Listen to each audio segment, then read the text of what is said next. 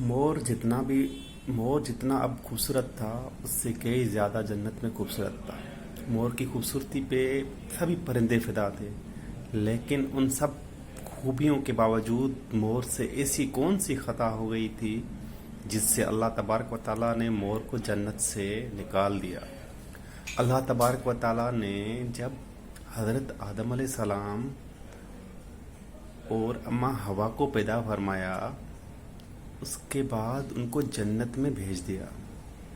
وہ دونوں جنت میں بہت ہی پرسکون رہتے تھے، بہت ہی لذیذ میوے پھل کھایا کرتے تھے، لیکن ایک اناج جس کو کھانے سے اللہ پاک نے انہیں منع فرمایا، اور وہ اناج گندم تھا۔ چونکہ حضرت آدم علیہ السلام کی وجہ سے ہی جنت سے نکالا جا چکا تھا، اسی وجہ سے شیطان کی حضرت آدم علیہ السلام سے دشمنی ہو گئی تھی۔ شیطان یہ جانتا تھا کہ وہ کسی بھی طرح حضرت آدم علیہ السلام کو جنت سے نکال دے اور ساتھ میں اماں حوا کو بھی جنت سے نکال دے۔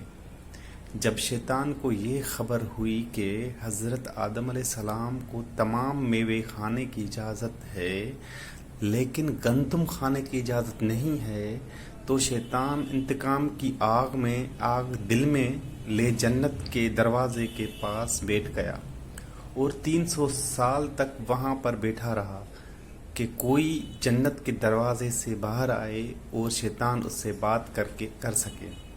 ایک دن اچانک سے مور جنت سے باہر آ گیا۔ شیطان اس کو دیکھتے ہی بہت خوش ہو گیا۔ شیطان نے پوچھا، اے خوبصورت پرندے، تم کون ہو؟ مور بولا، میں مور ہوں، اب تم اپنا تعارف کرواؤ۔ شیطان نے جواب دیا کہ میں عالم کروبیہ کا ایک فرشتہ ہوں، میں اللہ پاک کی عبادت سے ایک پل بھی غافل نہیں ہوں۔ میں جنت میں ہوں کہ جنت میں جاؤں، وہاں کی نعمتوں کا اپنی آنکھوں سے مشاہدہ کروں۔ شیطان مور سے کہنے لگا کہ تم مجھے جنت کے اندر لے جاؤ، میں تمہیں 3 ایسی باتیں بتاؤں گا جس سے تمہیں ابدی زندگی حاصل ہو جائے گی، تمہیں بڑھاپا اور بیماری نہیں آئے گی، تم ہمیشہ جنت میں ہی رہو گے۔ شیطان کی یہ باتیں سن کر لالچ میں آ کر مور نے کہا کہ مجھ میں تو اتنی طاقت نہیں ہے کہ میں تمہیں جنت کے اندر لے جاؤں، لیکن ایک سانپ میرا دوست ہے، وہ شاید تمہاری مدد کر سکے۔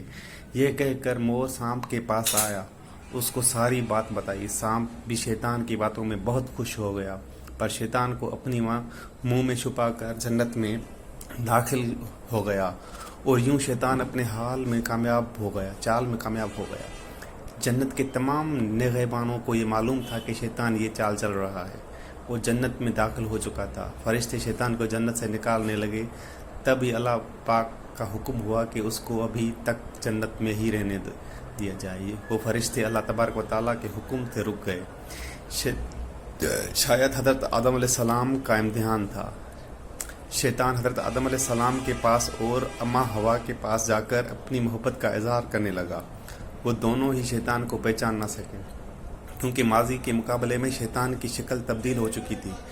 شیطان کہنے لگا کہ میں چاہتا ہوں کہ آپ دونوں ہمیشہ جنت میں اسی طرح زندگی گزاریں، ہمیشہ خوش رہیں۔ حضرت آدم علیہ السلام کی اس بات بہت غور سے سننے لگے۔ شیطان نے کہا کہ اگر آپ میری بات مان جائیں تو آپ کو جنت کی اور بھی تمام سہولتیں ملیں گی۔ حضرت آدم علیہ السلام شیطان کی بہکاؤ میں آ کر کہنے لگا کہ یہ کس طرح ممکن ہے؟ شیطان کہنے لگا، ایک گندم کا دانہ اگر آپ دونوں چکھ لیں تو آپ کو ابدی حیا حاصل ہو جائے گی اور آپ جنت میں ہی رہیں گے۔ یہ بات سن کر حضرت آدم علیہ السلام کے دل میں رجحان پیدا ہوا، لیکن ان کے دل میں اللہ کا نافرمانی کا خوف غالب ہو گیا۔ یہ کہانی یہاں پہ ختم۔ سن کر حضرت آدم علیہ السلام کے دل میں رجحان پیدا ہوا، لیکن ان کی دل میں یہ اللہ کی نافرمانی کا خوف پیدا ہو گیا۔ یہ کہانی یہاں پہ ختم ہوتی ہے۔ جو آپ کو اچھی لگے تو آپ چینل کو لائک کر دیں اور سبسکرائب کر دیں اور آگے شیئر کر دیں۔ آپ کا بہت شکریہ۔